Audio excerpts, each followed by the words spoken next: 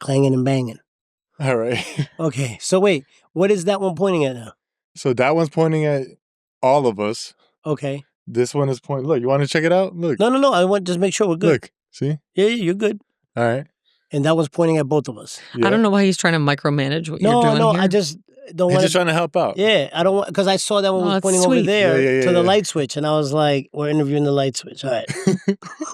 It would have been fun. It's like, what do you think? Light switch? Yeah. So I got this little opener. It says, welcome back to Milk and Whiskey.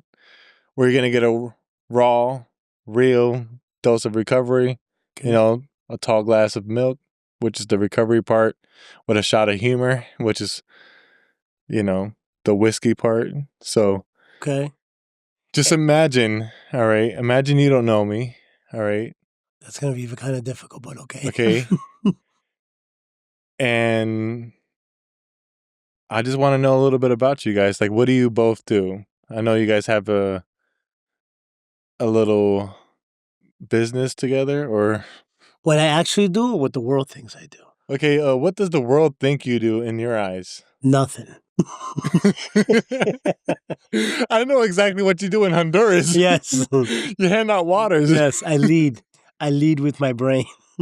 Hey, listen. He points with his fingers. Listen, this year. I've never seen him sweat so much. Listen, this Giving year, out water. This year, my daughter and Sam are going for the first time, so I'm in shape now. I'm going to show them how it's done. Finally. What, that you're getting in shape? Yeah, I'm going to hand out 2 waters instead of 1. So since it's December, can this be milk and cookies? Milk and cookie. All right. So go ahead. You begin, my love. So what do you do for a living? He's asking. He asked you when well, you. All right. I'm going to say it, but please, as I say it, don't be like, Okay, I'm not going to say anything. lies. No, I'm kidding. He does stand-up comedy for... Yeah, I do stand-up. He does I'm do actually getting stand-up. paid to talk smack. But Yes. I do, honestly, I do a plethora of things, you know. Ever since I've been, obviously I'm a recovering addict, going on almost 6 years. What I did before that, I probably did a lot of damage, a lot of nothing, a lot of craziness. What do you do for a living? Is what he asked. I'm sorry. Yeah, I'm getting for a touchy. living, like for a living. Mary and I Joseph. appreciate... I know. I'm sorry. You said I did drugs for a living. I did drugs for a living. No. So I'm a licensed real estate agent. Okay. They call me Real Estate Ray. Real estate rate. So if you're looking to buy, sell, invest, Oh, here I God. am. Anyway, but I do real estate. I was doing a lot of flips and construction and stuff like that, but the market's kind of changed, so we took a little break. We manage a bunch of properties that we own, a couple Airbnbs in Daytona, and just, I'm a father to my kids. I drive them to school. I'm a coach now for basketball, so I take my son to his practices and games. And I'm kind of working part-time at a pizzeria, making pizza. That's my new thing right now. Yeah, I've seen that. Yeah. You can't. Never mind. Did you see how I posted? I was like, I like how you have no gloves, and in the next video you have gloves. I have on. gloves, yes. Because no, you're right.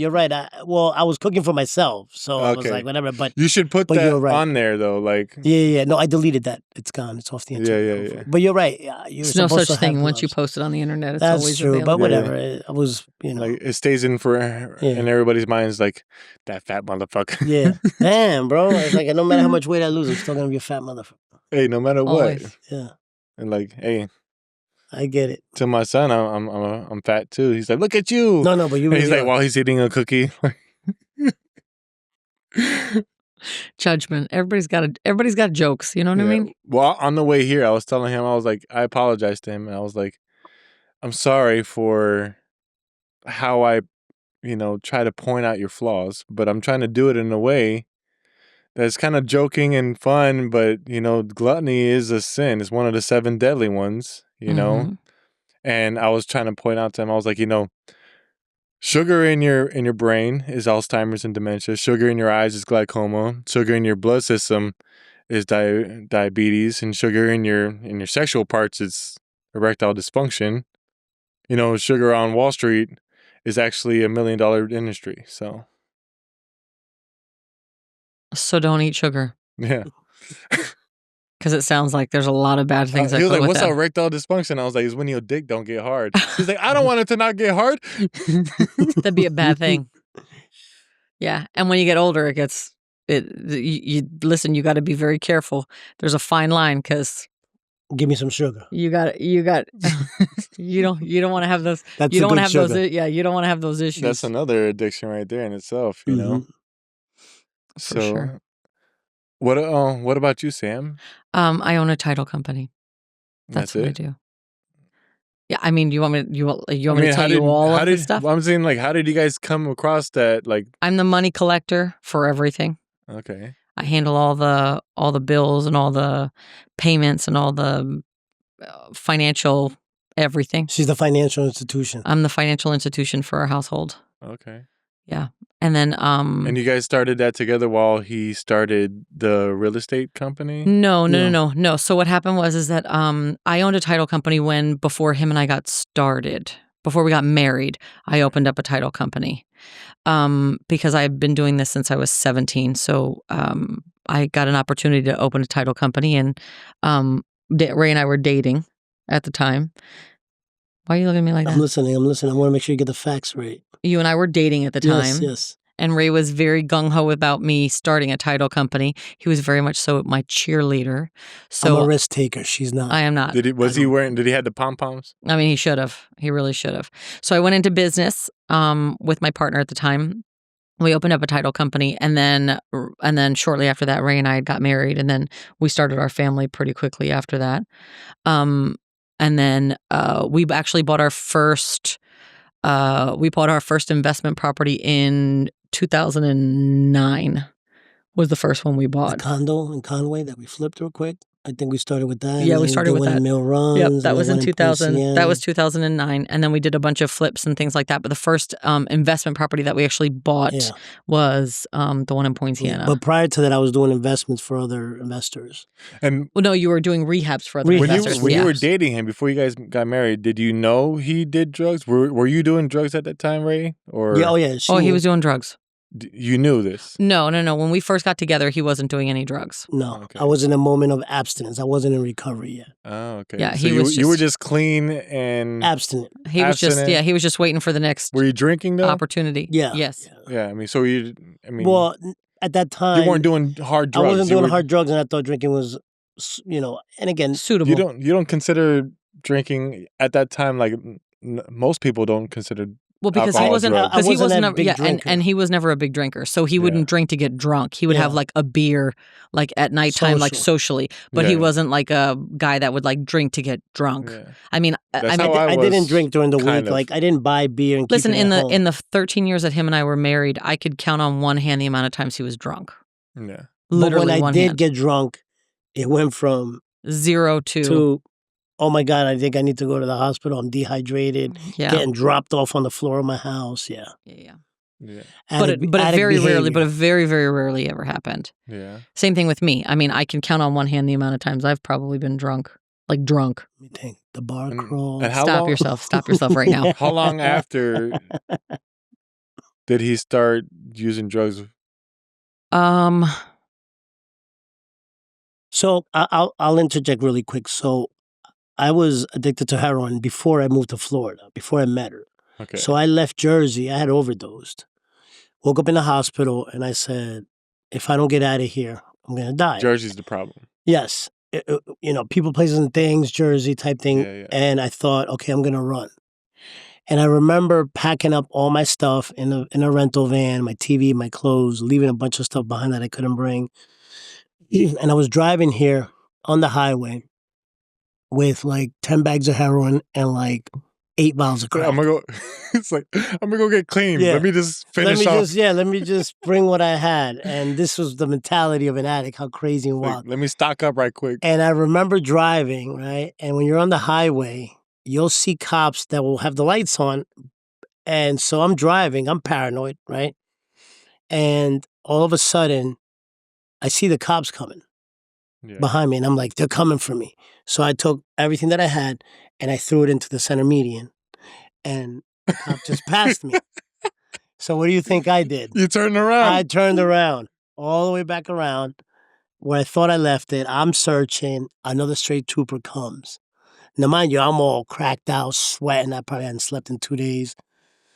And he's like, "What are you doing?" And I'm like, "Oh, I was on the phone and I had the window down and I hit a bump and the phone flew out. So I'm trying to find my phone." Why? Did you have While I have a phone, and I'm like, this is how crazy the addiction is. Why you have the phone? Like, While I'm I was on the looking phone, for my other phone. My other phone, yeah. Like, what are you, a drug dealer, right? And so I it was got really funny 2 because I've got the phones. flashlight on, which I don't know why I got the flashlight. It's broad daylight. It wasn't even night, but I'm like, because you know why? Because the crack, the glimmer, the glimmer of the light of the was glass like or whatever you had it shimmering a diamond. Yeah, I thought it yeah. was gonna I was gonna flash the grass and be like, there it is, cling cling. You was doing the chicken walk on the highway. Yeah, yeah. You know, for those of you who don't know what the chicken walk is, whenever you're pecking at the floor, and you're looking for and that. You're walking like a chicken. Yeah. You know what that is? Have you ever seen a crackhead do that? No.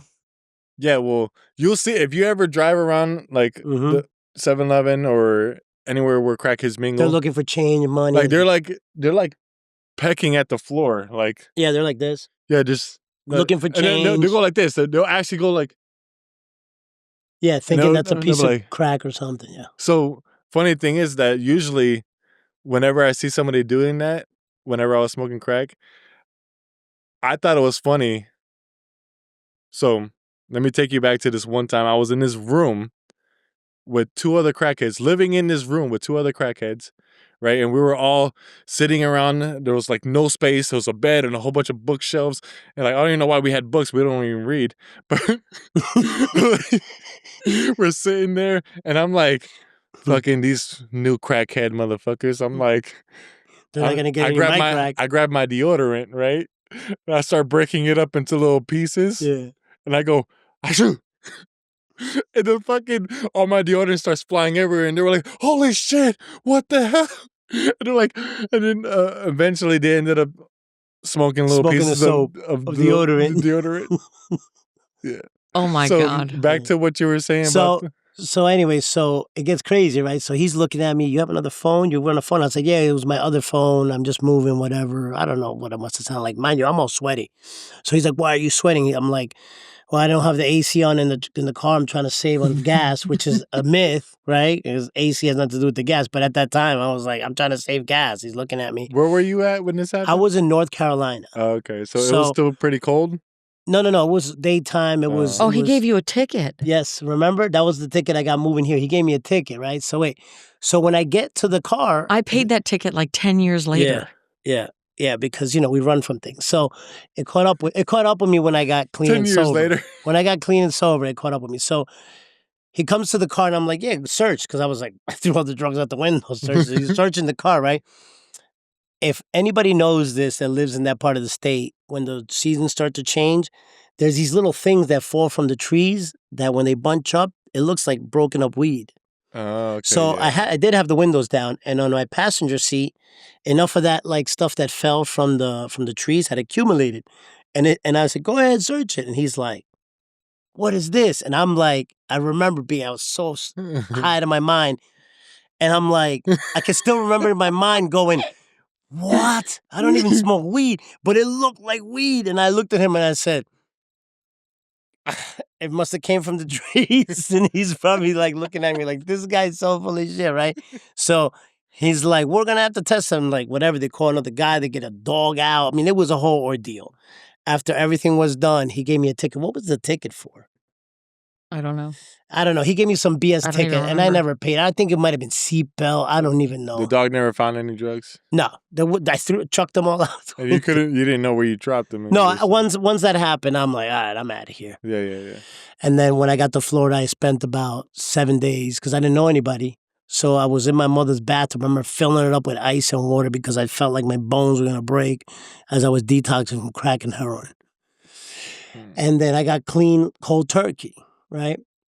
And that's how you want to get clean off of heroin. That's how I did it the last time. Because that's Suboxone? Yeah, no, it's just a trap. I did Suboxone and I did methadone, you remember? Oh, the methadone clinic. So anyway, after that happened. That place is... I heard that's actually worse. It is. Because it's like a month withdrawal. The detox from that versus like was a week. worse. The methadone was horrible. And he was still high on it. Yeah. He would That's get why s- I'm like, if you're on he would that, get so high off of it, and I used to look at him and be like, You're high. I used to go into the thing with him, the clinic, and I So- used to tell the lady, I'm like, the whole point of him coming here was because he's trying to get off off of drugs. I was like, and you're literally giving him stuff that's still making him high. And she's like, oh, well, we can't just do it like cold turkey. We have to like wean him off. And I'm like, yeah, but you like they don't ever win them off. yeah, No. but that's what what I'm Go saying higher. is It's that a myth. It's to keep them on the chain. On yeah, the because hook. when he Yeah, started it's a business. the methadone, he was at one bit, and then they kept on upping the dose for it. Yeah, and how I'm do like, you why? wing him off? Yeah, I'm like, how are you They weaning were- him off if you're giving him more? They were winging him on. And she's like, oh well, because he kept on saying that Yeah, like I need more, it's not I need working. more because it's not working, and I feel like like I'm detoxing, so he would just get Like, more. Of course, he's not working. Yeah. You're Yeah. working. And the detox from Listen, that we went to was Aruba for the worse. first time, and we had to do so much shit just to get it have on a the travel, plane. Yeah, to have a travel. Oh god, it thing. was a fucking disaster. And meanwhile, I'm like, I can bring my drugs on the plane. It was horrible. Let me tell you something. I'm so far away from that now. Like, I look back at that person and I'm just like, God, you should have left me. Listen, we were long time Gabby and ago. I just went to Chicago for the weekend, and we were sitting in Chicago in the airport, and a guy must have had some sort of drugs on him, and they had a drug sniffing dog that was like walking back and forth while people were like walking through. And they must have smelled something on him because the dog went fucking ballistic. Yeah. And Gabby looked over at me and she was like, what is that? And I looked at her and I was like, oh, he must have drugs on him or something. And she's like, really? She goes, did Daddy used to bring drugs on vacation with us? And I said, yeah, Daddy used to put his heroin in a CPAP machine. And she's like, oh my God. And I'm like, yeah. I said, could you imagine if that would have been Daddy walking through security and getting caught like that? I was like, you realize that all three of you would have left and gone away. Yeah. They would have They would've taken kids. me and your dad, and they would have thrown us in whatever. I'm like, and they would have taken all three of you kids and taken you wherever. I was like, and that would have been it. I And don't he's know like, why that's I crazy. just envision like the dog like immediately biting you. Like, give me that Because I shit. had bacon in my pocket. Yeah. And he used to say it too, like after he got clean, he used to say Yeah. it all the time. He's like, I remember. he's like, I can remember having drugs on me and walking past a drug sniffing dog and them not getting it. And remembering like, oh, it's in my little pocket of my jeans. Because I had to do something before I went on the flight. And he would forget, well, I would put it in the little pocket. and you would forget the and bag then- was still there. And then I forget the bag was there. Because, we don't just throw the bag out. Yeah, It's you like, can't. You have to lick it. You got to keep it. Yeah, and I'm like, I can't lick it here. Yeah. You got a what? You got to lick it dry. Yeah. You can't leave a speck. Like when you're out of your mind when you're in active addiction. You can't. See, leave- I don't you can't understand. live- I don't understand any of Yeah, this. yeah. Like I remember saving like 10 empty bags in a CD case. Just in case. And you then do- once I ran out, like grabbing them and like taking one speck, 2 specks from each and be like, all right, it's sickness. Yeah. I was trapped. Yeah. I was trapped we're in hell. We're enslaved.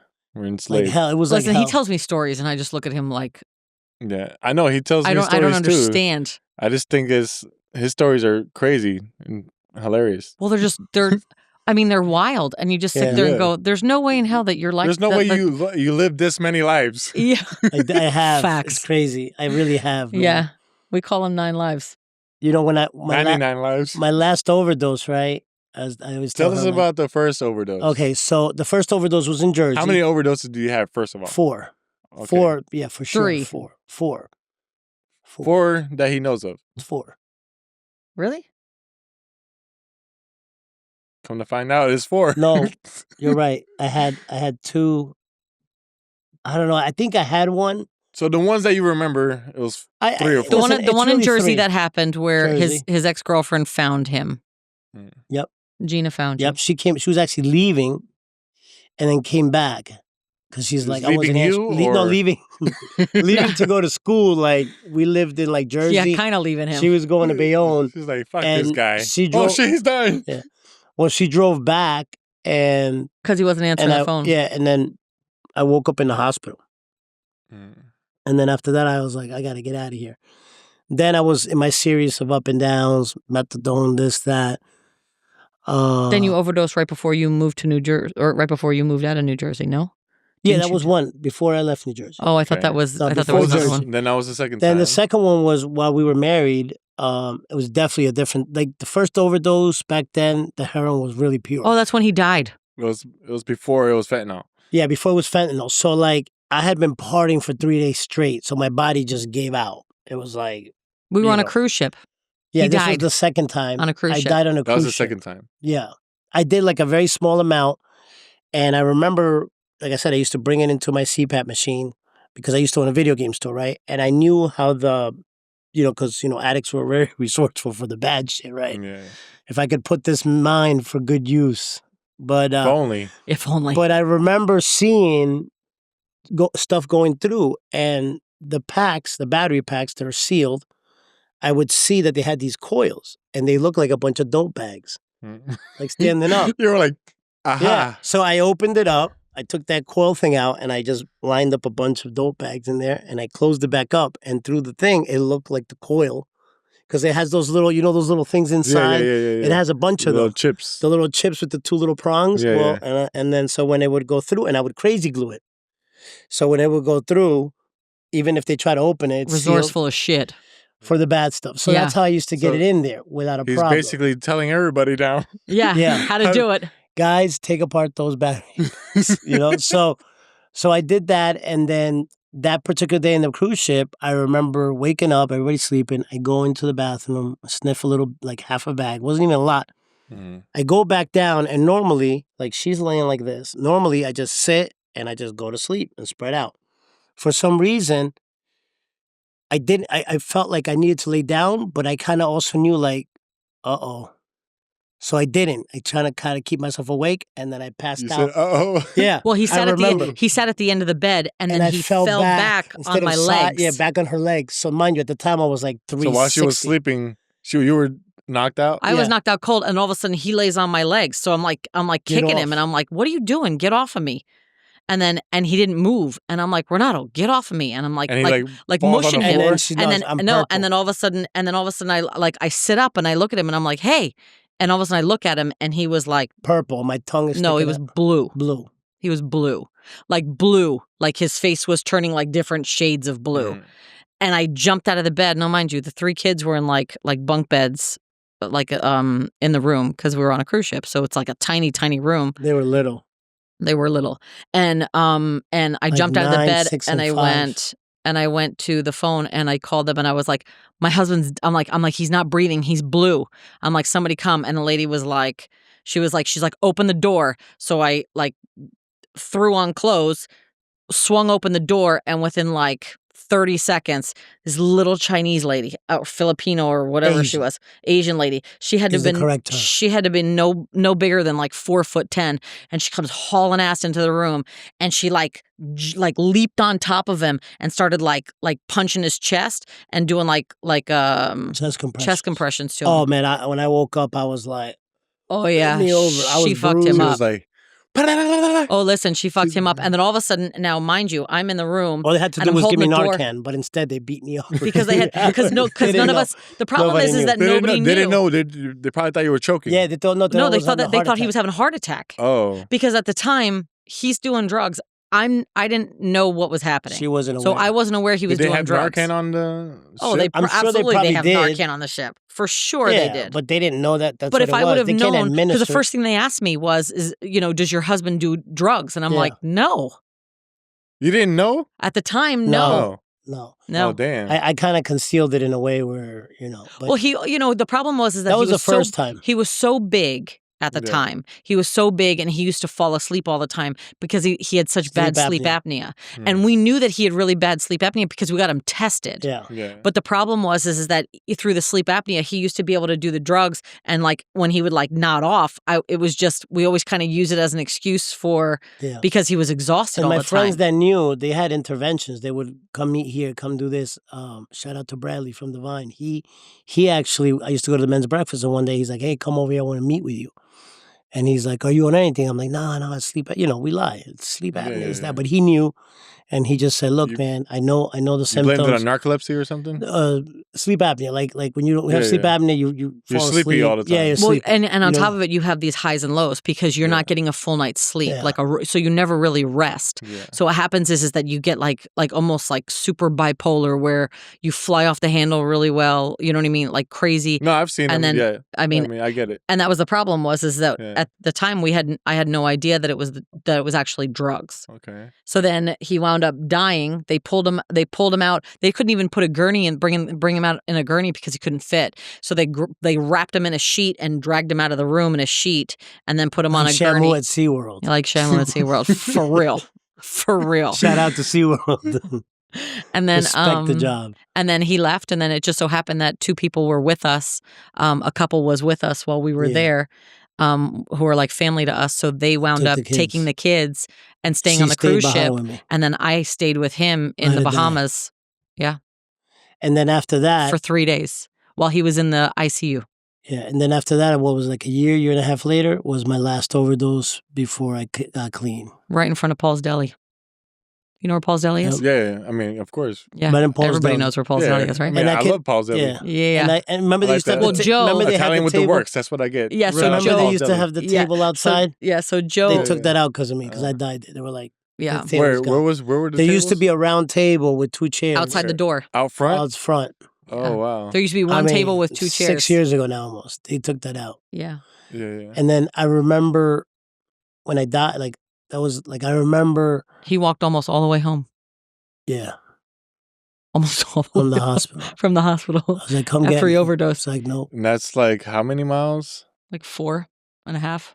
Almost. Damn, you walked 4 miles? Almost, yeah. That time. I'm like, damn, how the fuck did he I just kept going. He didn't die from the walk. He didn't have a phone. He didn't have any cars. He didn't have anything. He had nothing. Okay. And he called me from the hospital and he's like, I'm getting discharged. He's like, you going to come pick me up? And I was like, start walking. I'll see if I feel like it. He walked all the way home? Just about. I picked him up. Yeah, I picked him up. It would up. have been a 10-mile walk, so she got me a little bit more than half. Did you tell her the route that you were going? She knew 192. Yeah, he was coming straight through 192. Yeah. Oh, okay. And because you could have went up down and what you were looking at was a guy that they tore open his shirt. So I had like the shirt half hanging. Yeah, he had like barely any clothes on. I just imagine you like in like one of those nightgowns from the hospital, just like with your ass hanging out. Listen, and it was February, so it was cold outside. It was cold. My nipples were hard. No, but then so extra. When I came to, right, a lot of people may not know this, but everybody calls me Ray, but my real name is Renato, right? Which is, how many Renatos do you know? It's a very rare name. I know one. Well, you know one. It's a rare name, right? Yeah, right there. Mm-hmm. When I woke up from my overdose, the paramedic's name was Renato. Mm-hmm. And like, I remember just opening it and like, it was crazy, right? Yeah. And I remember like, I couldn't breathe because I had been dead. They did like test scans on me. They were like, we don't know how long you were out for. So I remember my dad, called my dad. First I called my dad and I'm like, what do I do? And he's like, I don't know what to do. I don't know what to say, And then I called Mike and I remember Mike going, I told him, I was like, Mike, I overdosed. And he's like, Jiminy Cricket, get it together. Mike's not like the kind of be like, Jiminy Cricket, let me hug you. He was like, Jiminy Cricket. Jiminy Cricket. That's the first thing he says. Jiminy Cricket. And I never forget that because I was like, that's some white people shit right there. No.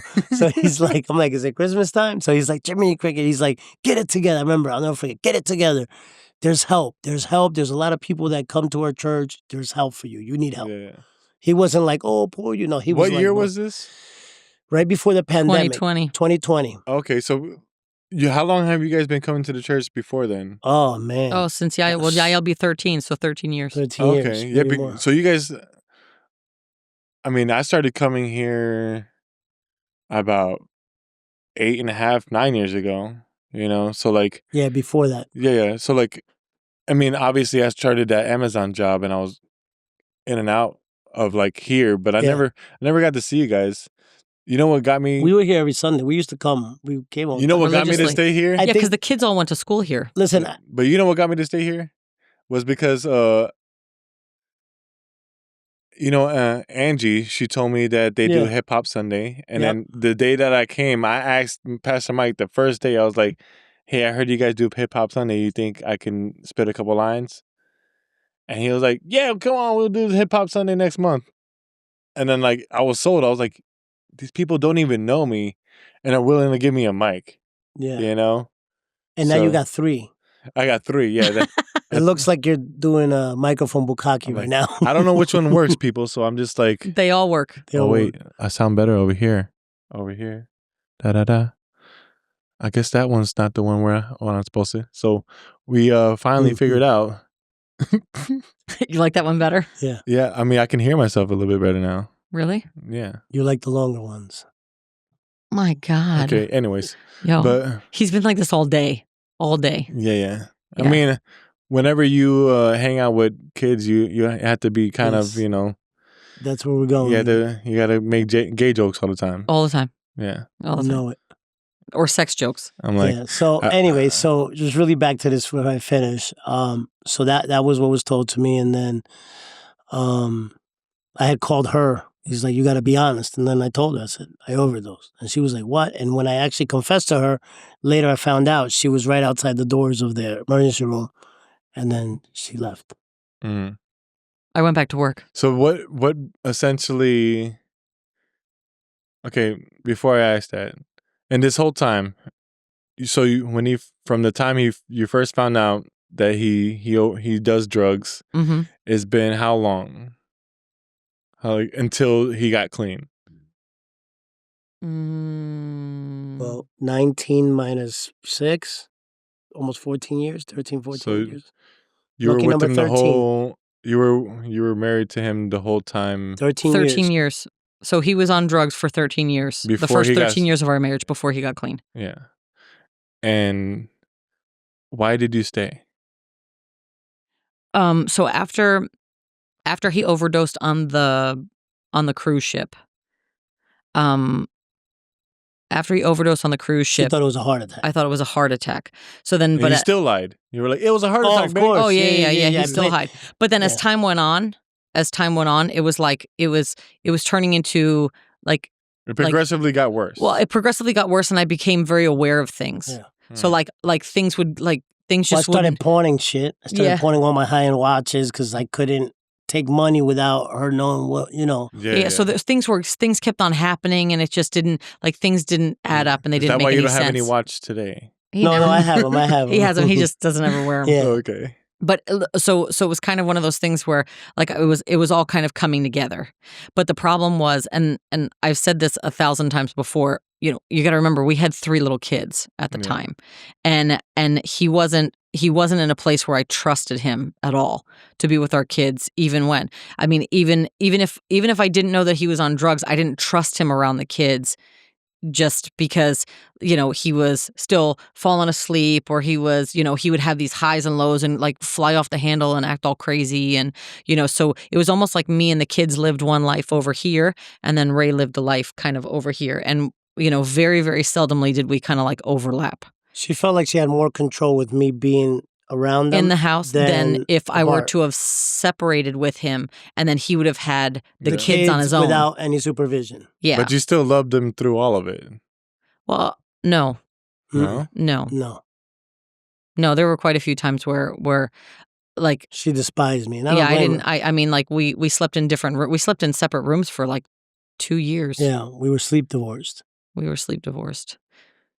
So, I mean, we had when I tell you it was real rough for a while. Yeah. And like things would happen and stuff like that. And it was a constant where I was constantly like on the defense for everything. You know what I mean? Yeah. I was constantly having to fix things that he fucked up, or I was having to, arguments, go back. I mean, it was stuff. just, it was exhausting. And then on top of it, I was raising 3 kids. Yeah. And I was running my business. I was trying to keep it all together at the same time, because like knowing that I didn't know exactly what was happening with him, but I wasn't taking a chance of me filing for divorce and then him getting custody, like half custody of our kids, because I couldn't prove any like craziness. I could only just say, oh, well, these things happen. Like these are things that are happening, and a judge would look at me and go, okay, well, in Florida, I went to an attorney once, and they were like, well, it's 50-50. If you can't prove that, like there's anything wrong with him, they're going to give him 50% custody. Yeah. So it was easier for me to control the life of my children and control like what happens to them and what's going on in our household if I just stay married to him. And like in that whole process too, like by the grace of God, when I got clean, I remember, shout out to Colleen, Dell, and Dell. They really stepped up, because I couldn't drive my own kids. I obviously I don't blame him. I couldn't be trusted. And you know how when you first come in recovery, you're like, You have to eat the shit. you got to eat the shit, but you're not ready to eat the shit. So you're like, okay, I've been clean for a month now. I deserve all these accolades, and Yeah, But trust me. yeah, with the car I've and the money. changed, yeah, all that, Yeah. right? Yeah. So And my watches. So the deal was that like after he my watches, he didn't get those back until years, just recently, not too long ago. Yeah. But like there was moments in time where I said to him, I was like, listen, like when he first got clean and he was in NA, him and I would kind of like battle back and forth because he's like, well, when are you going to let me like take the kids? And I'd be like, no, you're not allowed to take them. You're not allowed to take them anywhere. Yeah. You're not allowed to drive in the car And with that- them. You're not allowed to. I think was that lasted a few months. couple months, but like I remember like, and again, I torture myself now that I have And more we left. recovery. So Colleen and Dell, remember? Yep. So he got clean, and then 2 weeks later, Gabby and I were leaving to go to London. Yeah, So we were supposed to be going on a trip, her and I, just the two of us. Yeah. Part of her like homeschool was that she wanted to go to London for for 10 days or a week or 8 days or something like that. And after this happened, I was like, I'm not leaving him with Yeah. Max and Yaya. There's and no I way in couldn't drive hell. him. I couldn't drive him. And he I wasn't allowed to drive him, in the so- car. Gabby is who again? Gabby's the oldest. The oldest. Okay. Gabriella. Yeah. So then I told Gabriela. I don't know if that might help you. Yeah, he's so Yeah. the fuck. Gabriella, I don't know. He says her whole name just in case you weren't Okay, sure. yeah. You know, But- who's I mean, Jay? Jason. Oh, Well, right. I only say that because not everybody knows who Gabby is. Okay, so Gabby Okay. is our oldest. Yes. So at the time, Gabby was our oldest, and I was taking her to London, Yeah. and it was just a trip that her and I were going on, and then Yaya and Max were going to stay back with Ray, Our middle and youngest. but then he wound up overdosing, and I was like, I'm not fucking leaving the kids with him. Yeah. So I called Colleen and I asked Colleen, I was like, hey, listen, this is what happened. Gabby and I are supposed to go on this trip. Would you be willing to take Max and Yaya for the week? Because she worked at the school. So it was easy for her to, because they went to the school. So it was easy for her to bring them back and forth to school. And they're good Yeah. kids. They're not, they weren't a lot, they weren't complicated kids to begin with. So I was like, can you watch them? And she was like, yeah. So she literally took them for the whole time we were in London. And I don't even think you saw them. Right? You didn't see them at all? No, I mean, I wasn't even really allowed to be around them. Yeah. Yeah. It was rough. it was a rough time. And that was like while he was clean. Yeah, he was clean. Oh man. Yeah. It was the Yeah, but I craziest. wasn't like you're Yeah, Yeah, I'm 'cause- fresh off of it. It's so not yeah, like, you fucked up a lot. Like you're Yeah. I tell him No, all the I mean, time, I like get it. Yeah, bitch, you're still paying for this. Like so I first that's was, mean. I shouldn't say that. That's You're not true. paying for it anymore. I honey. do. I still am. So- I just told her today at the volleyball. He did. Like So you know what's funny? Like we always Uh. joke. We always joke about this thing where I'm like, I put you through 13 years of shit. hell. So I'm gonna eat shit for 13 and 13 more. So yeah. It's gonna be great. What is it? What's that one saying? 13 years into the woods is 13 years out of the woods. I don't know. You never heard of that? That No. sounds great. Yeah, We need to well, look that it's up. like, I've heard like there's old timers. I've been around in the rooms plenty of times. I've heard so many different people. Yeah. They're like, it took us. How long were you out there? 14 years. 14 years in the woods is 14 years out the woods. Okay. You know. Before you're like cured. We're never cured, Well, but technically, I would say. Now everybody has their own experience. okay. And depending on how connected you are to God, I would say, and how well you keep up the work and staying connected to God, I wouldn't say like, I mean, when I say woods, I'm talking about consequences of your actions. That's what we're talking about. Yes. Right. Okay. That's different. What are you doing? Yeah, basically like years in, year out. Yeah. So like, that's one thing, The other thing, what I was talking about whenever I heard that saying 13 years in the woods and 13 years out is what basically people talking about us getting our sanity back, Right. or like, I'm like, that doesn't seem like hope to me. I'm like, Well, you got to remember something, and I read a lot about it when Ray when Ray overdosed. I read a lot about because I really wanted to kind of find out as much as I could about what had happened, how it and there's a lot of reading, right? I mean, Yeah. I went to Naranon for a couple of times, Yeah. but that was not for me. Yeah. So Granted, the only reason why I still to this day turn off with that fellowship, or not the fellowship, but the program, is because, I guess it is kind of the fellowship, because like once I'm like, all right, I'm The gonna fellowship of NA? Yeah. Okay. The reason why is like once I'll like get excited to go and start doing some type of step work in there, somebody will say something that would kind of piss me off. Like I'm just like, I don't like. One dude was like, "Oh, A is like high school and NA is like college." I'm like, I fucking hate college. Fucking never doing that shit. You know what I Well, mean? I'm like, and then the one time I did try to do that, work the steps, I'm like, there's like 150 questions. Quote me, don't quote me. yeah, there is. There's a lot. There's a lot of questions for step 1. Yeah. I'm like, I need a spiritual experience and I need it now. So I need to get connected to God now, because my drug of no choice was crack. And like when I take the hit, I'm like, my detox is a fucking nap. I take a nap. I'm like, oh shit, I good. I got some hydration in my, I'm like because I was up for 3 days. I'm really? like, yeah, like he'll nod out because Yeah. I'll stay up For 3 motherfucker. days. And they'll Imagine me crash. whispering in your damn ear all For like, 3 days? sizzling. Oh my God, we were driving. Yeah. And we smelled she goes, crack. what's that smell? I'm It like, what does smells that like smell? He's I like, go, crack. Yep, crack. She's like, it smells like burnt Brillo. I said, Like that's a Brillo exactly what pad. it That's is. what it is. A piece of Brillo in a glass pipe. Yeah, and he goes, that's crack. And I'm like, are you fucking And we kidding look me? over and we see two meth heads smoking meth. Yeah, smoking meth. Yeah. They're smoking meth and crack over there. Yeah. Oh, that was right on the corner of the turnpike. Turnpike. Yeah. I'm So like, what the? Anywhere we go, we can find anything. Anyway, we're like, what do you look for? The bums. Yeah. It's like, I can find anything anywhere. Listen, I gotta look for the bums. Listen, That's we it. used to travel and people would ask me. But see, that's the thing. Like, I don't understand how that works. If you're looking at a bum and you see the way that they're living, why in God's name would you want to fucking ask for drugs? You don't ask them for drugs. You ask them where it's at. Yeah, but why and would then you go there? Yeah, but then you take it and you wind up like them. Because if you look at them and they're on drugs and you see how fucked Because they're up living they a are, free life. you think to yourself, oh man, they're getting some good stuff. Where is it at? Like when an addict dies, listen. See, that is not what a normal person thinks. Exactly. When people found out I overdosed that were addicts, the same question was like, oh, you overdosed? Where did you get it? Where? Yeah. Who? They're not running from it. They're running to it. It's a sickness. It's because for That's crazy. For us in those moments, it is a solution to the problem. And we don't know what the problem is in the moment. We just are trapped.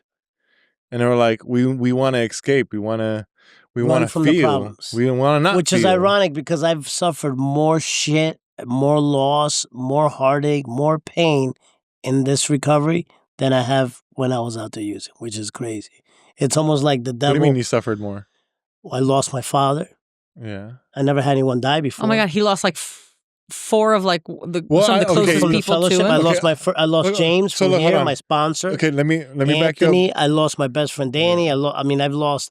I've had loss. When I first was introduced to you was on Facebook, actually, when James died. Yeah. Because I was like, who's this guy who's speaking on James' behalf? Yeah. And that's the thing. It made me friend you. I only had like 6 months. I mean, clean. he was like, he was only clean for like 6 months, but he used to talk to James all fucking every day. He was my sponsor. So we talked me all and the time. James used to hang out all the time, right? And then like I actually I worked with him one time, and I was like, who's the guy who, because him and Nelson, right? Mm-hmm. Yeah, we're working together. Yeah, we were working together for you, right? No.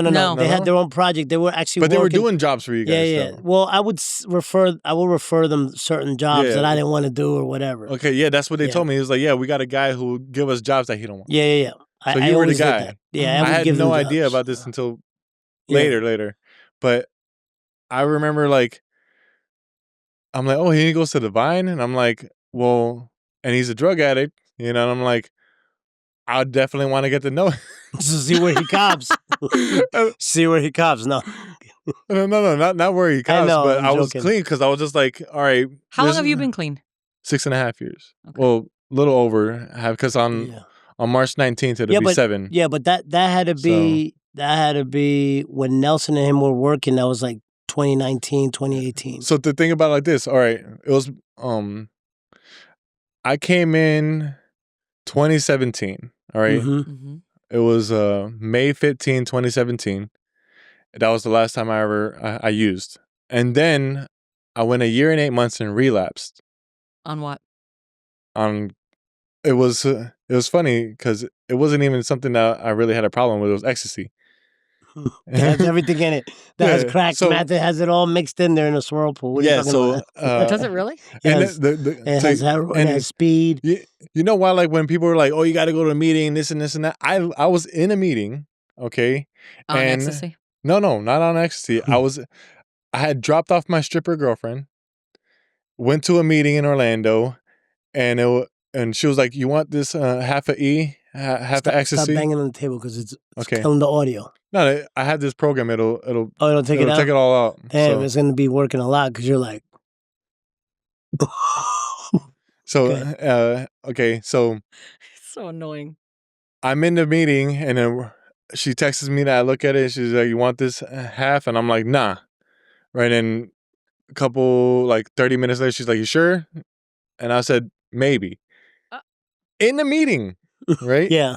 And then that maybe went from a full on, "You better save me some before, by the time I get there," Mm. right?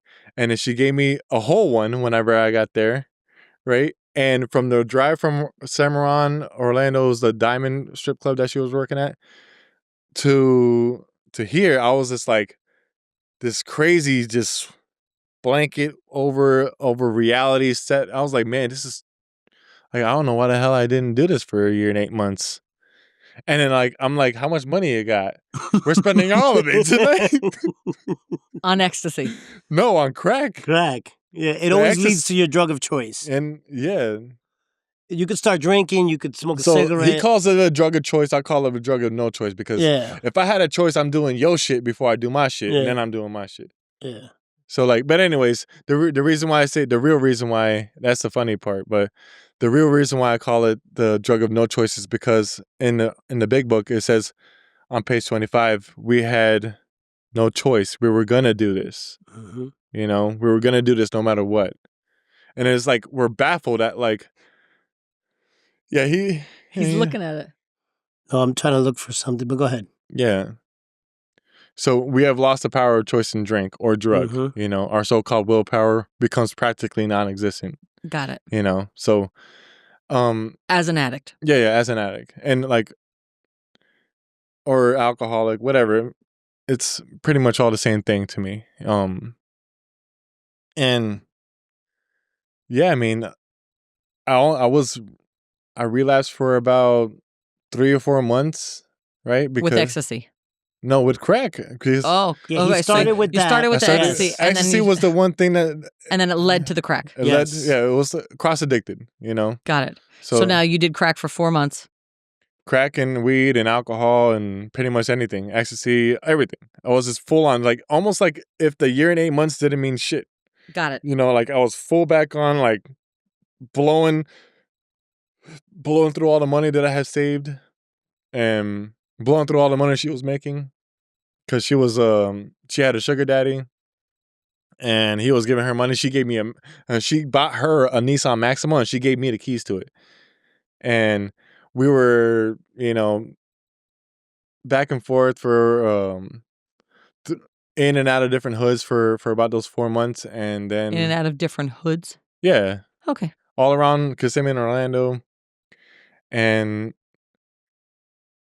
one day I mean, I talked about this in another podcast, but one day I was in this house, this abandoned house, and I left the abandoned house. She sent me to go steal food while she was probably gonna suck dick for crack. I mean, it's funny now, but Yeah, I know. like, It's and not funny. I'm like crossing OBT to the Save a Lot, where the Save a Lot used to be behind, you know, the West Side Coffee Club. Okay. So I'm about to go into the Save a Lot to steal food, and I'm like, God, I don't want to do this anymore, right? And immediately, right after I said that, a car pulls over, and it was like these young adults from the New Birth Church that I used to go to, and they started praying over me. I actually had one of the girls on the podcast too. The girl that I have on, Shelby, she was one of the girls who like prayed over me. They're like, man, we love how vulnerable you were, how like we miss you at church, you know, come through, come back. And I'm just like, man, I gotta come back. You know, I'm like, I know what I need to do. And then they bought me food, and I went back there. We did this whole ordeal. I ended up going to that church that night. And I've been sober ever since. It was March 19th when that happened. Yeah. And March 19th, 2019. Wow. And like to this day, you know, like I go over to the First Watch where she works at, and when I'm always asking for her, and I always give her an extra $40 or $50 or $60 tip on top of. She like, could have saved your life. Well, she helped. Yeah, I mean, I wouldn't say I believe God worked through her, and those other 5 people that stopped, and that's a crazy you story. give her 60 American dollars or 60 Honduran? Nah, I give her. You're an idiot, bro. Like I give her what God tells me to give. You know, I'm just like whatever extra I have in my pocket. I'm like, you know, and yeah, I mean, my journey has been wild too. Like you started your journey like right when the pandemic happened. I started right before, you know, and I was on the road in different like God gave me this job where I'm like, I don't have to pay for where I work, like I don't have to pay for where I'm gonna live, what car I'm gonna drive, because they gave me a car, they pay for the gas, they pay for the food. Just stacking money. I'm just stacking money. And you were working at Amazon. I was working with Amazon with MPSG Global. Shout out to MPSG Global. Every time you got a check in the back of your mind, you were like, damn, I could buy a lot of crack with this. Honestly, you know, my first job, they put me on this one part where I was it's called VBI, right? And I had a helper, and my helper was only working there because his PO needed proof that he had a job, but he was a kingpin crack dealer. Right. I'm like, yo, he's like rolling up with an Escalade on rims with like TVs in the back of his car. He's like working for labor. Yeah, give me $200 check. I'm just like, what are you doing here? He's like, I need to make sure my probation officer know I got a job. I'm like, he's like, if you need anything, let me know. I'm like, what the fuck? I got you. Like, I'm like a month back. Yeah. From I'm like, man. From a relapse. I'm a month back in a different state where nobody knows me, and I'm like, man, God is so good, because I'm just like, never in the whole time he was working with me, never did I was like, I'm just gonna buy some. You know, I'm just gonna, fucking, because I kept going to meetings and finding people to work with, because in the year and 8 months, I had learned everything about the big book inside and out. I was for 9 months. We do call you the big Axel, the big book, because he has a lot of knowledge of recovery. Yeah, the thing is that like, how you doing with that? I fall short every day, but God knows my heart. The thing is that like, whenever you're not doing shit, you can work like a robot, right? If you can work like a robot and not have to think about much, then you can put on YouTube. Because thinking is not your forte. Bro, oh my God, I can't. It's not. You can put on YouTube, and there's different workshops that take you through the steps. And like, I've listened to the big book over and over and like for 9 hours straight for a year and 8 months straight, you know, over. And that's why I can regurgitate any page of that book because of that. But obviously knowing it and not applying it will cause you to relapse. You know, but anyways. The big book. Yeah. Yeah. What are you looking up? No, I just wanted to share this phrase. I read this the other day. Like, I know at Thanksgiving, remember, I gave my little heartfelt speech, what I was grateful for, and what I planned, how I plan to honor God. But I read a quote that said, God, because a lot of times, like now in recovery, right? Like I tell all the time, I'm like, man, how am I here, right? This is by the grace of God, right? Because I don't deserve to be here. When you're in active addiction, you don't think about the consequences. I didn't think about the consequences of my kids possibly being taken away, me being incarcerated, me dying. Like none of that really mattered, and like to this day. He copped drugs with our kids in the car, in the car once. I used to go to the hood with him in a stroller and put the drugs in his diaper. My God. Yeah. And then he pooped his pants and he'd still sniff it all the way. Luckily, he didn't eat that money. So listen, even after all these years, like I Yeah. still like I You guys have torture some myself. crazy stories. Yeah. So I read this. It says God doesn't call the qualified; He qualifies the called. You know what that means? No. Explain it. Okay, so it says God equips people with the abilities, courage, and resources needed for the tasks He calls them to do, rather than only calling those who already possess the necessary skills and talents.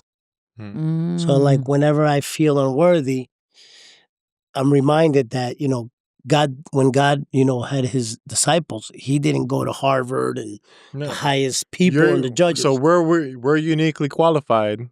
The disciples of God. Yeah. Yeah, because God can even out whatever man thing says is- you have or are. It's irrelevant. Bro. Titles, money, intelligence, Bro, to think about it like this. skills. It's all filler bullshit. It's all filler bullshit. But think about it like this. I mean, I talked to Pastor Mike about this too. I was like, we have the back up against our wall. Like we have our backs up against the wall every single day. Like if we don't do this, we relapse and die. You know, you've seen it. Like if I don't do this, I'm gonna relapse and I'm probably gonna die because I was doing a lot. You know, like just because I didn't. Can you overdose on crack? Well, you can have heart attacks. Yeah, you can die off of any drug. Look, so whenever I was in Colombia, but not like heroin. I mean, if they lace it with fentanyl, you probably could die. So technically, I looked it up. Technically, because you can't die 12 off grams. Well, you can if it's laced with fentanyl. You can. Well, you can die off of overdosing off of anything. Technically, if you do enough of it, you can overdose off of anything. Yeah. But it's not the overdose to where like his. I would have convulsions and like start foaming at the mouth and like having seizing out. Yeah. You know, and then I'll come to, and then do some more, and then fucking seize out, and then do some more. You wake up, you keep going. Yeah. If you keep going, if you wake up, you just keep going. Like you know how many times I would sit there in front of my sponsor's house, like before I came back, before on my relapse, I would sit in front of his house smoking crack, fucking throwing up foam from my lungs, and like fucking praying. I'm like, God, I don't want to do this. Taking another hit, taking it, and then throwing up more foam. And then like right before he came out of work, he would like show up and I'm like gone, because I ran out. And I'm like, I gotta go cop more. Yeah, I'm like, but does the high last a long time on crack? Technically 10 minutes. Hour? 10 minutes. But you're chasing the hour, like the real the peak high. The peak of it is about 5 to 10 minutes. But then you get like this rush of dopamine so hard that you're like, yo, I need that, right? So like imagine you shoot up, right? And then like for 10 minutes you're like this, and then it'll gradually come down. I used to speedball. And for about an hour, 2 or 3, you're like hovering over like, fuck my life, I want to die. Until I use that shit again, You know how many times I went to the hood? It was like, I'm gonna get 20. And they're like, yo, you're gonna do this. Come with 120. Come with 200. Because in an hour, you're gonna be right back. And I'm like, nah, I need to eat today. I'm just gonna do a 20. And then an hour later, I'm like, I need a 40. And they're like, come on, you're making the block hot. Stop. Like, we're not gonna serve you anything until you have at least 200. And then I'm like, all right, I'll just give them everything I got for that day. You're making the block hot? I'm making. If they see you that don't belong in the neighborhood, what the fuck does that mean? If you go somewhere like you're making it hot for like a hot boy, like basically, like they don't want to see your face 5 times. What are you doing there 5 cops, times? They're like, you've been coming in and out. If they're being surveillanced by cops, right? And I come through every hour. They know what you're there for. Yeah, this guy keeps coming back. I was like, why the hell is he like every time he's walking a little bit faster, he's sweating a little bit more, And he's not black. And he's not black. He doesn't belong here. And I'm going in a black hood. Black, like he's not even scared. No guns, no nothing. Why is that like? Well, when you're high, you will walk into crack. Is crack like a hood thing? I mean, where I cop crack is a hood thing. It's predominantly sold there.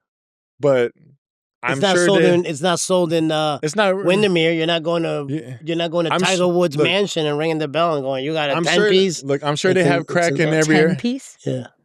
Look, I'm sure they have crack in every single neighborhood. You're so naive. Okay, So naive. but in every single neighborhood, you don't see people walking through copping crack. Yeah. You see people driving up. Driving through or just. Yeah. I mean, like I would say every single neighborhood, but where I was copping crack was where here because I'm like, I don't know anybody in Yeah. Remington or. And then even if they had a suspicion he might not be copping drugs, once they see him give him a blowjob on the side, they're gonna be like, he's copping drugs. I'm done. It's a joke. It's a joke. It's a joke. Listen, I don't understand. It's You're so too hard. naive for Listen, it. he tells me stories, and I just stand there and stare at him. I think I was It's just like- doing the same thing to you. They You're were sitting here like, having a "What?" conversation. I'm looking at you like, what the fuck are you talking about? Because I don't understand any of it. None of Yeah. it. Zero things. All Zero right, listen, amounts. we're fantasizing a lot. We need to talk a little more recovery, right? Well, yeah. The whole point was like to show where we were, right? Yeah. What brought us here, and then what it looks like today. You know, Yeah. today, how does I never been on a 2-hour podcast before. how long have we been here? A little bit under an hour, I think, because we started late. Yeah, we started late. Yeah, let me see. I just want to make sure, you don't want to drag it on either. So Drag what on? I can't tell from that thing, it's but all right. Let's just get to the recovery part. well, We talked about the recovery part. No, You we already are- went we through are- the recovery Well, part. not really. so like Mm. I mean, yeah, time and recovery. Like we both have 6 years, right? Yep. Coming up on No, 7. I'm coming up on 6. You're coming up on He's 6. coming I'm up on coming up 6. on 7. 6, yep. 6, 7, 6, 7, 6, 7. 7, Oh, 6, 7, 6, Jesus. 7, 6, 7. Stop it. He did that at the volleyball game, too. I He's did. such a I was looking at cornball. the No, score. right now we're 5-6, 5-6, 5-6. We're coming up on That's 6, the 7. worst. No We're fronts. coming. We're coming up on 6-7. Yep. And it's truly through the grace of God. Like I mean, progressively, Amen. my life has gotten better. Like you're allowed to take your kids places without For now. for now. For now. You Yeah. know, Yeah, but I mean, you Can't keep figure, going. right? I But got Righteous back in my life. Yeah. He's been here for a couple years now. I'm sorry. You all right? listen, I don't have to have How his old were dope you- in his diaper. how old were you when you started doing drugs? About 13. Like full drugs? About his age, yeah. 12, 13. I had smoked weed, sniffed coke, and smoked cigarettes and drank within the first week of my first time ever doing anything. Nice. Yeah. It's good. It's good times. I was like, I smoked weed. They were like, oh, and you got to smoke this cigarette because it gets you higher. And I'm like, oh, okay. And they're like, and if you're feeling down, you got to sniff this coke because Bring you back up. I bring you back up whenever you're drinking. I'm like, oh, how much do we drink? I'm like, as much as you want if you're on this. We Oh just, my God. We just And go I'm- full throttle. So I just thought because I grew up in a neighborhood that everybody was doing it. And whenever I would go to school and if you're like, I was like, oh, these people don't do drugs. They're fucking whack. Like if me and you were in the same class and me and him were in the same class, we would be I don't know making about fun of you. Or anybody. What kind of class? Because I got good grades. Bullshit. Bullshit. Like I only rode the messing- short bus because of anger management. Yeah. Okay, so you were young. You were a baby when you started doing Pretty much, any kind of yeah. drugs. Yeah, I was. Max is 13, right? Max is 13. Yeah, I was his age whenever I started. No. That's wild. Yeah. I was Gabby's age when I started. How old is she? 16. 16. Yeah. But you were doing acid. I didn't start with weed. My first I was like, oh, let me drop this acid. Let me drop this tab. I was like, I'm seeing cats I- melting I on the will- walls. I will say, like I said, if I could use my brain, because I have an entrepreneurial spirit, Yeah. I do, right? And I'm always like, I look at a situation or a place and I'm like, it needs this. The market's missing this. Like I want to do something that no one's doing. At the time, everybody was selling cigarettes, weed. Met this guy, he's like, yeah, I sell acid. And I'm like, acid? Nobody's selling acid. I'm going to corner the market. Big mistake. Big You're mistake. gonna corner the market by doing it all. Doing it and sell. Well, at that time, I wouldn't really get high on my supply as much. Like As I much? did. Yeah. Well, I had to try it, make sure it was worked. But yeah, it was like looking That's the back first now. thing that you did, right? Yeah, acid. So looking Yeah. back, it's just like now you know why I'm so jacked up in the head. But I started like I didn't, it's like getting into a car and saying, "Oh, I'm gonna learn to drive," and you're in a little Hugo 3-cylinder stick. No, I was like, "All right, I'm getting a Bugatti." Pedal to the metal. That's What's kinda acid made out of? a lot of bad shit. LSD, also who knows, all these chemicals that just take you in a psychedelic trip. And I've seen guys get stuck. You can get stuck on an acid trip and just So lose your mind that's what scared me from ever doing acid. I'm like, oh, Yeah. you can go crazy and and never get stuck. come back. I was like, I'm never doing that. But then everything else. That can happen? Yeah. Have you ever seen somebody do that? I have. They just look.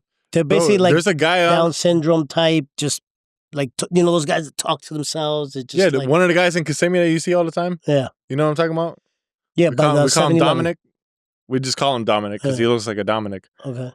But like, yeah, like Where does he live? Where do you see him? all around Kissimmee. Yeah, he walks around. He walks around with the same shirt for like the last 10 years. That white guy. No, he looks like No, you know the guy that used to He come looks- to your Yeah, video yeah. game He looks store. Dominican. The one that That's used why to we come call him he's Dominic. Dominican. with the big hair. Well, No, he's not a drug addict stuck on acid. He's just autistic as shit. oh. Oh, Yeah. that guy? Oh. Yeah. He's a guy that we just walk around. Actually, I saw him. It's funny you Yeah, mentioned that. I see him all the time. He used to Walking. come to the video He game got store real all the time. For somebody that walks, he doesn't have a car. I seen him walking in St. Cloud. He's pretty fat for a guy that Yeah, I was about to say walks he's fat, fat. but he walks Yeah. everywhere. The Yeah. fuck does everywhere. he eat? I'll see him walking everywhere. Bro, there was a guy in Park Place that I'm like, he was like, I'm homeless and he's fat. And I'm like, You're like, you can't be that You're fucking so- homeless yeah. because you look like you haven't skipped a meal yet. I'm just like, how the fuck are you homeless? I'm like, we know why you're here. That's fucking judgment. Sugar. He wants a food. Damn. He even That's said, fucked he was up. like, sometimes I lock myself up so I can have a place to stay. I'm like, is that the case here? He's like, no, I really want to get sober. I'm like, Oh my God. yeah, but So tell me about Dominic. So I want to know who Dominic is. I want to know who this Dominic is. So it's just a running joke that we're just like, so there's this like crazy guy that me and a couple of my buddies know, and That walk through downtown Kissimmee. walks around downtown Kissimmee. He's just like, he has like his eyes are going like this way. He has like a fro like my son. He's black. He's kind of black. He's like Dominican. his color exactly, a little bit Mixed. lighter. Basically, imagine him. Poor Righteous. He's like, how did I get dragged into this? Yeah, and then his eyes are like this, right? And he's just Oh, like, I think I've seen him. You had to. and he's like yelling, just like yelling sometimes. Yeah, he's always like talking to himself. yeah. Always talking to So- himself. Okay, that's what Okay, he somebody don't look other- like a Dominic. So one of my buddies actually know him We used to feed him at the homeless shelter. before he got stuck like that on acid. Right, you knew him. Before he was normal. Yeah. And That was acid? That's what happened to him? I think Yeah. that's You ever watch Taxi with Christopher Lloyd, No. the crazy guy, Yes. where he was like all crazy? Yeah, but I mean, it's been years But since I know, I've but seen that but movie. he's all whacked out. But then in real life, he's a normal guy, like literally like that. yeah.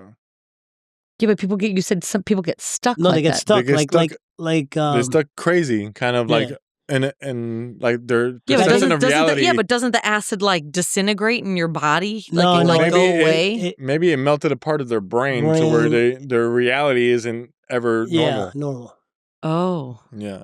Well, that's like people that have had a lot of drugs and you look at them and you're like, wow. I'll give you an example. Remember You've done when a I lot of used- drugs when in I your used life. to take the depression pills, and I was just very like monotone and normal, no highs, no lows. Uh-huh. You were But it just was- like, hi. Yeah, I was like, I'm yeah, Ray. yeah, like that. Okay, Oh, he had no Hi, personality. It was I'm like Ray. he was like she actually told me, she's like, get off of that shit. I'm like, Like, oh my god, You ready this for is the horrible. crazy? She's like, I'll take it. the crazy. I'd He's take like- the crazy any day over that shit. I'm gonna videotape you now. No, I was actually like, listen, I No, was actually He was normal. like it was almost like he was dead inside. That's what it. Yeah. That's what it sounded like when my soul was like gone. it was gone. Yeah, Like everything I did was like, you want all the water? happiness in his life. no happiness. was Even gone. when I laughed That at was on the something, depression pills. yeah, Paxil or something like that that they were giving me, Yeah. Oh, yeah. Zoloft or something, right? Mm-hmm. And they're like, you can't quit cold turkey. What did I do? He was like, fuck you. Like, fuck this shit. Yeah. Yeah. Yeah. It was bad though. It was bad. It was to the point where I was like, you can't take this. I can't. I'm like, I can't be around you. I love the fact that it was, because there was a time where I told him before he got clean where he had so much highs and lows that I used to beg him to smoke weed. Yeah. I'm like, please smoke weed. I would smoke weed. When he and would just smoke be weed, like, he would just be very even like, keel. well, but he would be able to focus on stuff, and I would give him tasks to do, and he would do them without any highs and lows. Yeah. I mean, like he was like almost like a normalcy. But I'd have to keep smoking and smoking. Yeah, and he would just be and high all smoking. day long. Yeah. And I was like, so for most of my life, all I ever did was just smoke weed. Right towards the, makes sense. I mean, towards the end of my drug use was like when cocaine and crack got very prevalent in my life. Yeah, I would dabble here and there with different things, but I'm just like, that's like a specialty night were a kind of stoner. thing. I was a stoner, pothead most of my life. Yeah. You know, I never liked that. My dad neither. He used to always tell me like, I hate pot. yeah, Even though my dad wasn't a Yeah, he didn't like smoking pot. yeah. But then like I would always like once a month for most of my life I would do coke. Yeah. I remember one time and drink. I took a gummy. So- Remember, we used to live in this house where like the upstairs was all open. So her and her friend Tiffany were like doing stuff, and I had this huge gummy bear, and my friend was like, "Make sure you only eat like a third." And I'm like, I took this whole thing to the neck. The whole third. It he was took humongous. the whole thing. It was heavy too. I was like, "Yeah." You know what it was? I bit the head off, and I was like, "Oh, this shit tastes good." I'll be all right. Oh my God! We almost had to call the ambulance because he's like he was like this. He was like twitching on the floor and he couldn't move anywhere in his I was body. like, I think I'm gonna He goes, die. I think I'm gonna felt die. like you ever feel like your body's being pressed to the ground? Like I felt like it was gonna bury me, right? And I was like, I called up my friend Fame. He's a tattoo artist, and I was like, yo, what do I do? And he's laughing. He's like, don't call 911, you idiot. You're going to call the cops to your house. You're going to be embarrassed. And then 2 hours, you're going to get a $4,000 hospital bill and you'll be fine. He goes, drink some milk. So I couldn't walk. So I'm like, get me milk. And they're like looking down at me, fuck you. Fuck you. They're like doing spring cleaning. I'm like, yeah, I'm like, so I literally told him, I was like, you can fucking die on the floor. I'm army crawling, right? Army crawled to the kitchen. I'm not exaggerating this. This is madness to be on drugs. I'm crawling, right? Remember? And I'm like, help, I can't get to the milk. So I try to crawl up, open the door. The milk felt so far away. I'm looking. Like, I found like a it's on the top shelf. I opened the sink cabinet and I get like a stick. I don't even know if I got a plunger or something. I got some sort of like a wand or something that was there. And I'm like pulling the gallon and it fucking goes boom. I remember, and you guys are just watching me laughing. And I'm he was like, he was so high. and I was like, this 9-1. Well, with my friend on FaceTime, he's like, what are you doing? And he's like, I'm trying to call 911. He's like, bro, you're on the phone with me. And he's laughing. He's like, Samantha, this is what you got to deal with? I'm so sorry for you. And I remember opening the milk and just dousing my body in milk. There's milk everywhere. It's like, Then she's like, you idiot. And I got through it. And I was like, I'll never do that again. Fame told me to throw. I think if I don't recall correctly, he told me he's like just put him in the fucking shower with his clothes on. Yeah. He's like, just throw his ass in the shower. Throw him in the pool. He needs a cold shower. He's gonna drown in the pool. Yeah. They thought about Oh it. yeah, it was bad. It was really bad. Yeah. We had a couple good times like that. Some were Then harmless. he got really, really drunk one time with his cousin and his friend Sal. Me and Sal positioned Ray and his My cousin, cousin in sexual positions and took pictures of it. I mean, like one was he like butt naked too? no, but like we put, I'm laying with my head this way. He's got his head that way. They put his head on my crotch. They put my hands on his balls. yeah. We had him like we had Ray like bent over. Was Sal gay or? And it was what? Was your friend gay or? No, nobody was gay. Oh. No, but it was just fun as hell because they were so drunk. They would just He was so couldn't drunk move. he kissed They my couldn't wife. move. Yeah, he was so drunk he kissed my wife. That reminded me of one time. One of my buddies, I have it on camera. He was so drunk and so messed up, he like passed out by the toilet. And we like one of my friends, he would like go in there and take pisses and just like piss on him, just like randomly. Oh my. That's fucked up. And then we just like kept going in there with a marker and just like drawing all over him. That's fucked up. That's fucked up. I'm like, look, drawing on him is one thing, pissing on him was Is another, yes. I'm like, bro, why? We used to call this guy Burger. I don't know why, but he's like, I don't want nobody to know my name. I'm like, Burger. call me Burger. I'm like, okay, Burger. Like, I mean, That's why you wrote all over his face. No. That's No, not the guy that got drunk? No, that was the guy who pissed on the guy who got drunk. Oh But my he didn't God. want to be known who he was. He's like, my name is Burger. You sure it wasn't R. Kelly? Yeah, Unbelievable. But anyways, we have a lot of good stories. Yeah. we gotta have you guys back on so then we can actually talk about like some other stuff. I mean, we can keep shooting the shit and talking about getting high stories and like because we're sober now. We can laugh about them, Oh yeah, when they were happening, it wasn't nearly as fun. Yeah, it wasn't fun. I mean, that one was. You guys were laughing. Oh God, I never laughed so hard in my life. They were laughing. So, yeah, I'm laughing now. Just like I did that. Oh, we man. did it for like. Envisioning it. Like, Listen, we did it for like 2 hours. Yeah, 2 hours of just fucking them and moving them all over the place and positioning them. I mean, oh God, we laughed so hard. Yeah. We laughed so hard. Poor Sal. It was a good time. oh, Sal, he was high too. No. He was drunk. He was drunk, but he was drunk. passed out. No, he was one that was helping me move him around. Yeah. Oh, okay. He He's could- like, he I could- gotta get him like this. No, he could handle his liquor. Yeah, he wasn't nearly as drunk. These two, him and his cousin, were so drunk that they weren't like. We were out. They were out. We were obliterated. Like I was contemplating like keeping an eye on them. I wouldn't even let them. We had an office. Like as soon as you walk in the front door, we had an office to the left, and there was it was like vinyl floor. So I wouldn't let them anywhere inside the rest of the house because there was like carpet and there was tile, and I'm like we're gonna keep this confined into one room. So we just laid them on the floor in the office, and that's where they slept all night. Okay. Yeah, snuggling, spooning. Mhm. It was a good time. It was a good time. It was a good time. it's been nice the last 6 years to watch people get how I used to be and just be like, I don't like. You don't miss it. I don't miss it. I don't find it appealing. I always say this in meetings, like, I'm not going to lie. Like, I loved getting high. I loved it. I enjoyed it. I did. Yeah. But I didn't enjoy the repercussions that came with it. Yeah. And today I'm not willing to jeopardize, I'm not willing to give my recovery back. You know what I mean? I don't want to be, what did they say? I don't want to be refunded the misery Yeah. because I was miserable. Like, I remember days where I wanted to die. She would tell me, she's like, she knew, like, when I was doing drugs towards the end, she's like, if I catch you getting high, I'm leaving you, I'm divorcing you. And I didn't know how to ask for help. And I remember there were times, like, we have a big kitchen counter, right? And the kids were little. So I knew they couldn't climb into the center of the big island. And she would have, like, her stuff there, like vitamins, whatever things she had for the day, whatever, the little basket.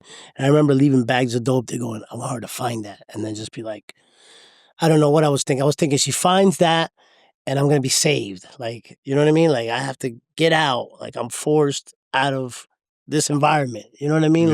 Or but she'll never find it. Or she'll call the police. No, I leave it there. She's so busy getting the kids together. She'd leave. I'd be in the spare room because we were sleeping in different rooms. Where's that bag? I'd wake up and I'd be like, oh my God. And then I'd go hide it. And then every day I was like wishing I would die. And then when I actually did die and I came to, I was like, I don't want to die. Yeah. I don't want to die. I don't know why I pushed as far as I did. Yeah, most of us, like, imagine I'm in a room full of addicts every Tuesday too, like at Park Place, and I'm just like, how many of you guys have felt like that feeling of wanting to die but not wanting to die? Yeah. And they're all like, shaking their heads. That's wild. And I'm like, how many times have you guys wanted to stop but then still find yourself doing it 2 hours later, 3 hours looking later? For it. Looking for it, obsessing about it. Well, that's why it's an addiction. You can't help it, right? It's like bad gas. Yeah, you don't like, want to do it, but I'm then like, it's like...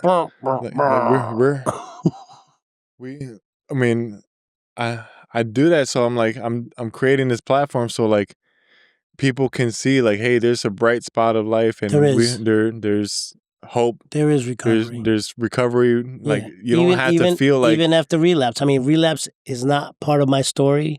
I pray that it never is, but I don't know that. Yeah. Well, because it's one day at a time. I technically call that, I just used again. I was abstinent for a year and 8 months because I didn't work the program, right?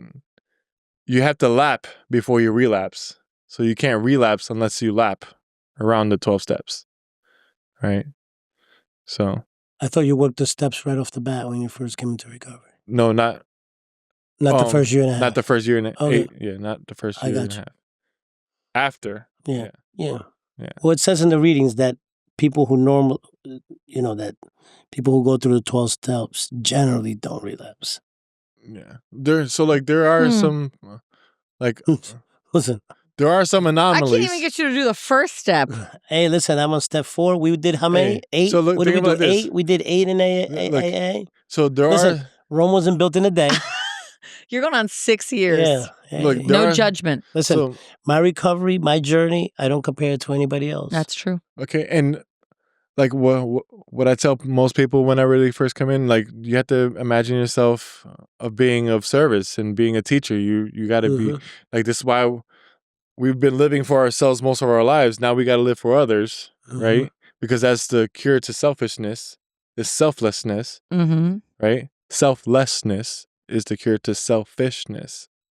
So when you learn how to work the steps, you know it so well because you can teach it, right? If you continuously teach it, then you ground yourself in the knowledge that you know. So that's why I strive Same as the Bible. Yeah, well, that's I mean, AA is derived from the Bible. Yeah, and why do you think Pastor Mike loves it? Because we're practicing the principles and we're living the principles, and if we don't, we die. Like physically. And the self-righteous people, like normal people like you, it's hard for We need that on the clip. That's the best. Call a spade a spade. Fuck you. Hey, look, Just because I've never been an addict doesn't mean, and I lived a you're very... an addict, but you're addicted to self-control. So think of self-righteousness. I'm going to punch you. No. It wasn't. It was just more like he was telling me it's harder for normal people, quote unquote, normal people, as in non-addicts, people who have the normal response to drugs and alcohol. Got it. It's harder for them to see where they need God in every aspect of their lives. You know, because we think that we have control over everything. Yes, we're like, we're not as bad as that. Yeah, exactly. You know, righteous. We're righteous, right? Righteous. Yeah. Yeah, but for those of you who don't know, my son's name is Righteous. And he's over there. He's right and over he's there. right there. Come say hello. And every time we go Righteous, he goes, huh? He's like, what? What did he get? He's like, he's always in church like, righteous, I'm righteous. And then God, Pastor Mike says, not one of us is righteous. And he's like, I am. I'm righteous. He's like, how I came up with his name wasn't really me. It was a dream that I had before he was born. Whenever I had this dream, this very vivid dream. You were driving a Mexican taxi? No. It was you were like, make a right, chess. We were running in from the rain. Horrible, terrible. We were running in from the rain, and then I looked at him and I was like, we barely made it, Righteous. And then I woke up. And I was like, oh, that's his name, Righteous. And then crazy thing is that like my first year and 8 months, whenever I had got him back, I had relived that dream like in actuality.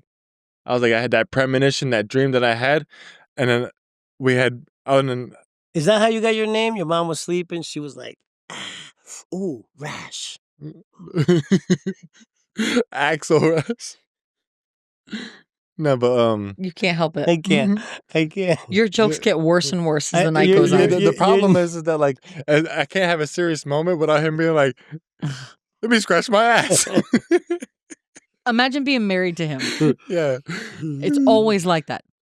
Always. It's always like, I'm trying to break your streak of crying in every podcast that you film. I mean, we're not crying. I'm not crying. He already cried today. He got one up on you. Yeah. Bro, the only time I was crying right now is when you were talking about how you fucking was crawling towards the fridge. Towards the milk. He needs milk. It's true. But so you wound up having a moment where it actually, the same thing that happened in your dream happened in real life. Yeah, and I was like, holy shit. I'm like, That's called deja vu. Deja vu. Deja vu, but I know I had the Deja dream. vu happens to me all the time. Yeah. All the time. But the deja vu is like a deja vu of a dream. Yeah, but like I'll have a dream about something, and then it happens. Like either it happens in real life, and it's like, oh my god, I've either lived this before, or I've dreamt about it. Yeah. Well, his name was from a dream that I had in deja vu. And now you wind up with Righteous. Yeah. And the craziest thing is that I wanted him. Do you like your name?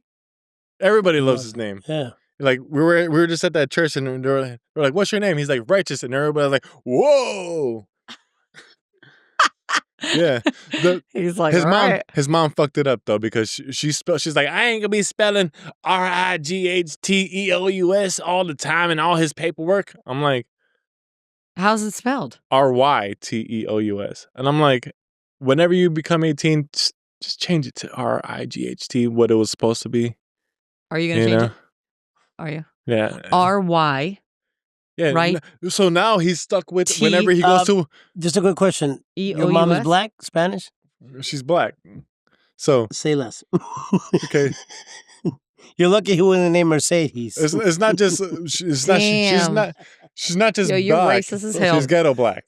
Okay. Yeah, I know. Because there's difference. I ain't spelling all that righteous. Because Mariah's not ghetto and she's black, and she would definitely not spell his name RYT. Her name is Mariah. Yeah. Yeah, come on. Like, you can't get any white Mariah. Yeah. She's What's like your mom's she's name? like the whitest black girl. Tania Latavia. What's her last name? Hawkins. What's the middle? Her middle name Latavia. Tania Latavia? Yeah. Good God, that's a mouthful.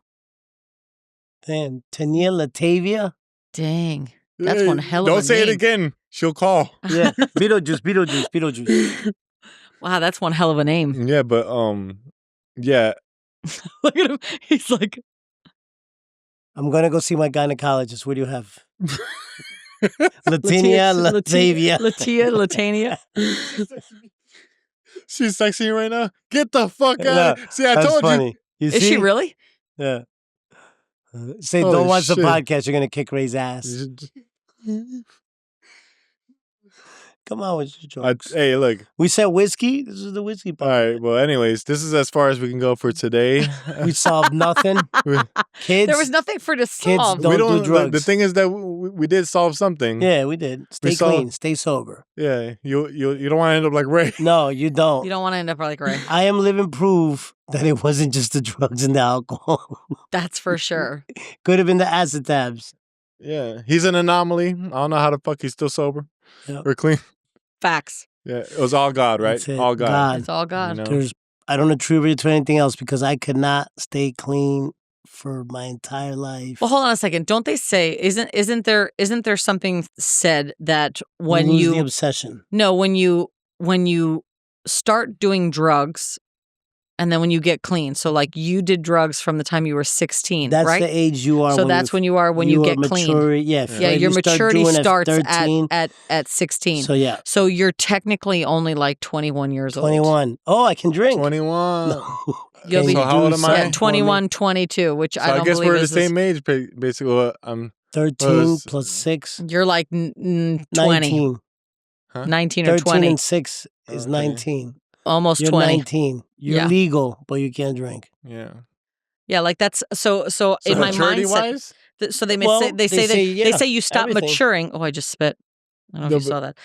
They say that you stop maturing when you start doing drugs, and then you pick back up. Yeah, like you're the age. Your maturity level when you first picked up. When you get clean, that's when you begin to. And then your maturity level starts. But I still. What about that year and 8 months that I had? I mean, you can throw that on there. Then you're not at 20. You're at like 22. Oh, okay. See, getting up there. You're getting up there. Yeah. So we're about 21. But at 22 years old, does that make sense? That's why we still like fart jokes and stuff. Yeah. I'm still 21. I'm still into Does it? That makes just 21. So much. Can you do something? Oh God! So it makes so much sense. You see, the number 13 keeps coming up. Tell them that's our lucky number. 13. Yeah, 13 is our lucky number. Yeah, because that's our lucky number, even though it's an unlucky number. What came up? When did it come up just now? Well, no, you're like 13 years in the wood, 13 years out. Yeah. My clean date is February 13th. Mm-hmm. Okay. You know? Yeah, the day before Valentine's Day. You know that most hotels actually skip the 13th floor. Yeah. Yeah. episode 13. Well, we got Almost all hotels Before skip we the got 13th married- week. I don't even believe in luck or anything. Yeah. I'm like, no, I do. Listen, before we got luck, married, luck is God. yes. Well, Okay. no, God's more than luck. God makes it. No. Yeah, God but is not luck. God come is on, certainty. there's no such like look. Okay, God is what? Certainty. Certainty. luck takes away the credit from God. All right, we're taking away God's grace. Yeah, and that's mercy. why I said God is not luck. God is certain. Yes, exactly. So there is no Certainty. luck. It's just God. Well, there's luck for some things. I mean, look, there was God. God sent you to You're me? lucky. Or was it the other one? No, I'm kidding. Mhm. You say what? Disrespectful as hell. Yeah. All right, let's go. Fuck this. Okay. Good show. Ooh.